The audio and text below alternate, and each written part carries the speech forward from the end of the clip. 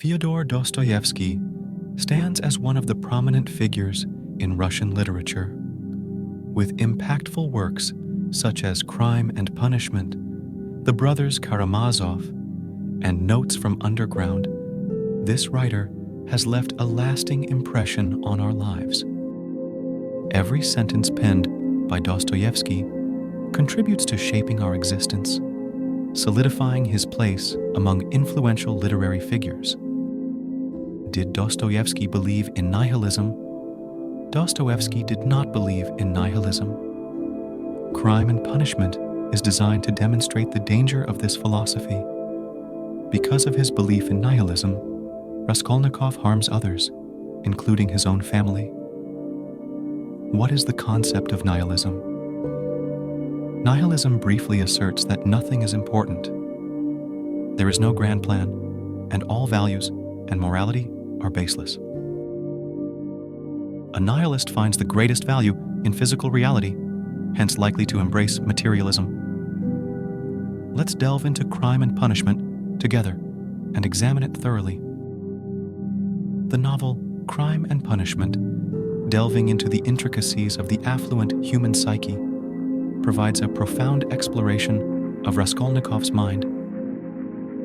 Initially appearing as an ordinary university student, grappling with financial burdens and family concerns, Raskolnikov contemplates the unthinkable, an act of murder. Although rooted in material and moral motivations, his reasoning takes a philosophical turn, categorizing individuals into the ordinary and the extraordinary. Raskolnikov asserts that those deemed extraordinary, including himself, possess the right to defy societal norms and commit crimes for a perceived greater good. However, as the narrative unfolds, it becomes evident that his true motive for murder is to prove his extraordinariness. The novel follows his descent into a world of remorse, challenging his own theory about the nature of extraordinary individuals. The once confident Raskolnikov grapples with unexpected guilt, highlighting the complexities of human nature and morality.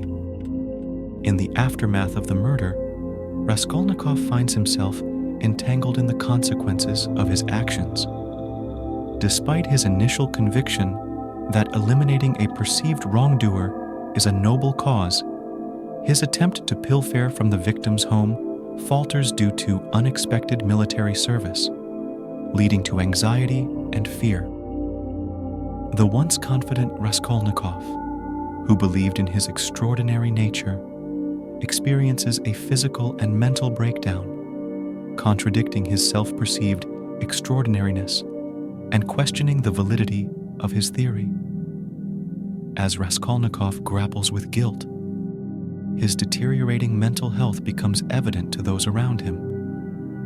The narrative explores how his unstable actions and questioning of his own extraordinariness highlight the internal struggles he faces. Eventually, the question shifts to how he will confess his crime, with an unexpected source, Sonia, a destitute woman, playing a crucial role in his redemption. Despite Raskolnikov's initial skepticism towards Sonia's religious teachings, her compassion and parallels, drawn from biblical stories, impact him deeply. Sonia proposes a path to salvation, advising Raskolnikov to publicly confess his crime and face the consequences. In a moment of mixed emotions, he succumbs to this guidance, shouting his admission in the streets and ultimately surrendering to the authorities. However, understanding the underlying reasons for Raskolnikov's act of murder involves delving into the dark corners of his own mind. In a society where poverty and moral decay intertwine, Raskolnikov commits the crime in pursuit of realizing his lofty ideals and changing a ruthless order. From his perspective, violating existing societal rules and destroying lives are dedicated actions towards laying the foundation for a new world order. At this juncture, Raskolnikov's act of murder stems not only from material struggles and moral conflicts, but also from a desire to transform society. This act of murder, in reality, is a mere reflection of Raskolnikov's internal conflict. The desire to be extraordinary converges with the inclination to defy societal norms, leading to a conflict that propels Raskolnikov towards committing a heinous act. However, contrary to expectations, he experiences an internal collapse after committing the crime. Over time, feelings of guilt and remorse consume him, initiating a profound inward journey within Raskolnikov's psyche. In conclusion, Raskolnikov's act of murder is intertwined not only with material struggles and moral conflicts, but also with a profound desire to reshape society. Dostoevsky's work invites readers on a profound journey to understand the individual's internal struggles and efforts to cope with societal pressures, while simultaneously examining the complexity of human nature and the depths of internal conflicts.